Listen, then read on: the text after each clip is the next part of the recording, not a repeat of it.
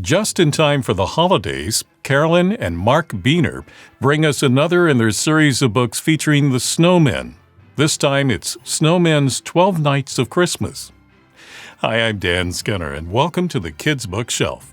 Ahead, we'll explore the book, and I'll talk with the author about creating it. I requested and was provided with a copy of the book, but this video is not sponsored. Caralyn Buehner is the author, and her husband, Mark Buehner, is the illustrator.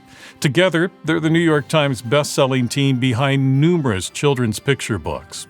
In addition to their popular Snowmen series, their books include Superdog, The Heart of a Hero, A Job for Wittilda, The Escape of Marvin the Ape, The Queen of Style, and more.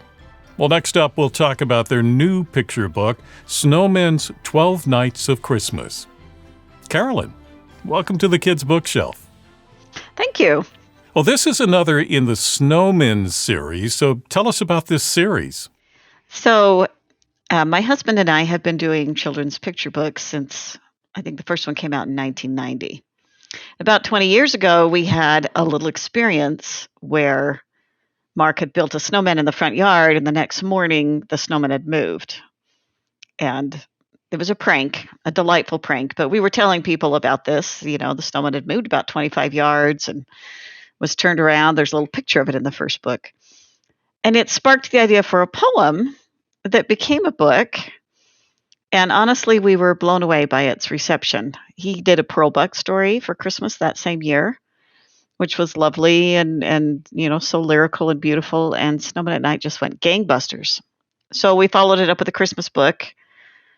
And then a couple of years later, with another book in between, we did Snowman All Year. We did Snowman at Work, Snowman at Halloween. And now we have Snowman's 12 Nights of Christmas. And this is by far, when anyone asks Mark his favorite book, it's Snowman at Night, but it's always followed by the other Snowman books because he has so much fun painting those. So for what age group would you recommend this series? I think the publisher on their cover, I think they kind of bill it 4 to 8, but we have a lot of toddlers who love the pictures, love the board books, love the hardback. So I'd say 2 to 8. Just depends on if they want to read it to themselves or be read to, but even young children will love the pictures in this. So tell us about this latest addition to the Snowmen series. This is a takeoff on the famous Christmas song, but tell us more about how you decided to take on this challenge. I love the 12 Nights of Christmas song. We used to sing it really vigorously and with actions, and I haven't heard it much. Like doesn't really play on the radio, that kind of thing. And hopefully people know the song to enjoy the book. If they do want to sing it as a group, we have a free download of images on our website that they could print off for little signs that you can hold up. But it's just kind of whimsical. At the end, there's a little twist. The dog is gathering all of the characters in the 12 nights. But at the end, you find out it's for the picture they're going to take for their Christmas card. So it's kind of cute. So you mentioned the website. What's the address for the website? So BuehnerBooks.com has information about us. It has all the books listed, contact information. So if you go to this book specifically, there is a link to a Google file that has the downloads. And it'd be like the number 1 with the elf and number 2 with the 2 tubing twins, and they're kind of vignetted. So they make nice little signs if you want to use it for a group sing-along or in a classroom, that kind of thing. Do you have a copy of the book handy? I do. I have a stack right here. Yeah, to give people an idea, obviously I'm not going to ask you to read the whole book, but if you could read just a little bit of it to give people a flavor of your take on the 12 Nights of Christmas from the Snowmen's perspective. Let's see. I'm going to go farther into the book, I think, so that we could read, because the text piggybacks on itself. So we'll do maybe the 10th night. On the 10th night of Christmas, my dog chased up a tree.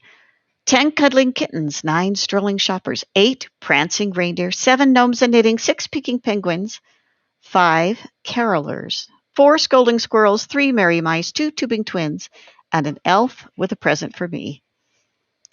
So, of course, then if you wanted to sing the text, you could, along with the tune. And all of that would go with the 12 Days of Christmas song. So, how would you describe Mark's illustration style? Rich would be the first word that comes to mind. He trained actually as a landscape painter. And when he was in college, his art professor would he was studying illustration, but he painted like an old master. And his illustration teacher would be like, "What are you going to do, Mark? Are you going to be a landscape painter? Or are you going to be an illustrator?" And so he's brought that into his illustrations. And he's done a few books that are more realistic, but he really loves whimsy. They're joyful, they're whimsical. I've had people contact me and say how just looking at the pictures brings them joy. They'll get the books out and just start looking at them. They're carefree, they're innocent. One thing he's careful about is not wanting to put anything in there that's, might be degrading to the human figure or obnoxious or anything like that. So they're just very fun. And for his own kids and grandkids, that's what he wants. So there's a lot of light in his pictures. He's very good with dimension, color. His snow paintings, I don't think anyone paints like he does, to get the depth of color in the snow and with the snowmen. So it works out really well. He does paint other things, but these books are a great showcase because they have everything that he's good at in them. There's the landscape, there's the architecture, there's the snowman, and then there's all the hidden figures too. So Yeah, let's talk a little bit about that because, once I saw there were hidden figures, of course, I wanted to look for them. And some are pretty subtle and some you can catch on to more quickly. they can be very abstract. And they're in all the books since the first one, which didn't have hidden figures, but it did have a cat on every page. And after that, he started hiding things. And occasionally I'll get an email from someone who's like, "I can't find the T-Rex on this page." And we'll be poring over it. Sometimes we can't remember. But he did it as kind of just another little extra for people that love to look for things, find things. Even with our very youngest kids, when we'd read, say Goodnight Moon, and say, "Where's the mouse?" And they'd love to search and find the mouse.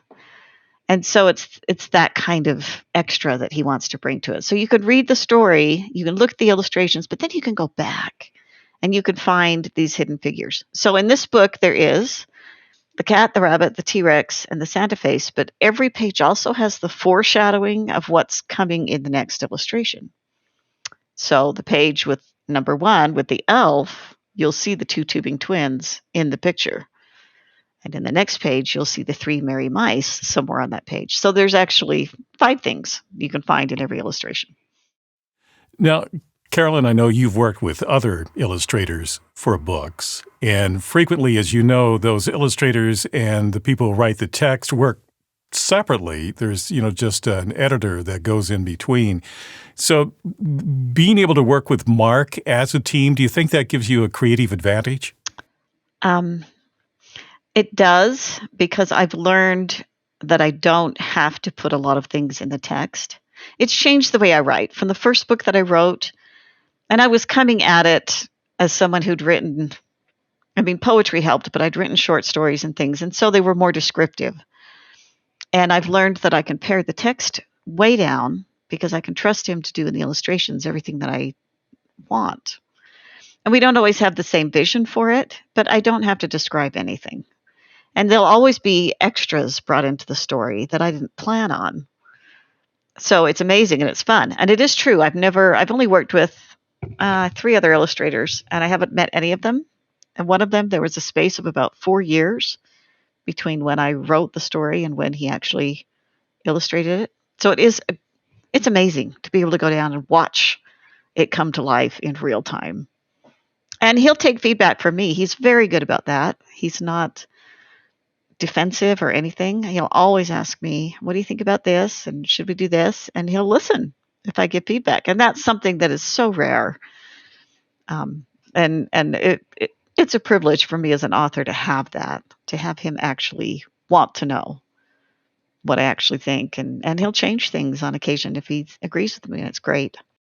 So, you've written a lot of children's books, a lot of picture books. What is it about writing for this age group that appeals to you? I am a reader foremost. So I grew up reading a lot of books. I was kind of a sickly child, hospitalized for various lung ailments and things. And I grew up in a family of readers, but I think not being athletic led me to books. So the words are precious to me. Mark had an entirely different experience and wasn't a good reader, might even have been dyslexic. He really struggled. I want to make it reading entertaining on both levels for the adult who's reading and the child. But for the child, I want them to be able to anticipate what's happening and to be engaged in what's happening. And the pictures they're huge. I mean, the pictures are a big, big part of that. But hopefully you can write so that a librarian can be holding up a book and you can't really see the pictures, but you can still follow what's happening. Not all of my books are in rhyme, but I love writing in rhyme because I think for very young readers, anticipating the rhyme is valuable. It's teaching a language skill.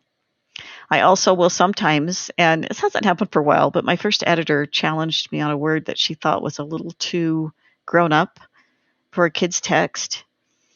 And I fought her on that because you can listen to very complicated things, even when you can't read them, can't write them, you could still understand them. So I want the language to have that in there.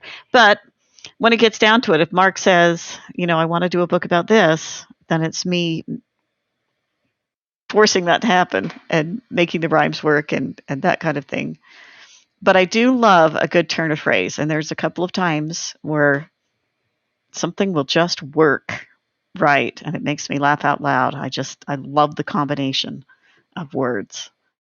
So, most of the time, these books are going to be read by adults to children. So, do you keep that adult audience in mind as well when you're writing the book? I do. Not on a conscious level. I mean, I have to write to please myself as well.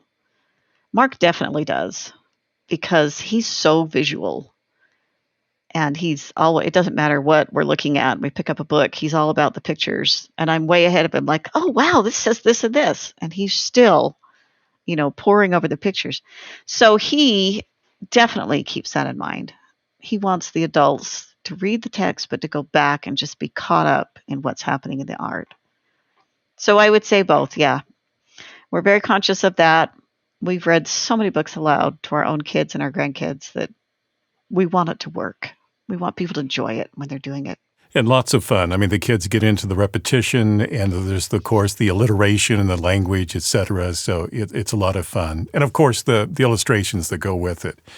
So counting this one, how many Snowmen books have there been?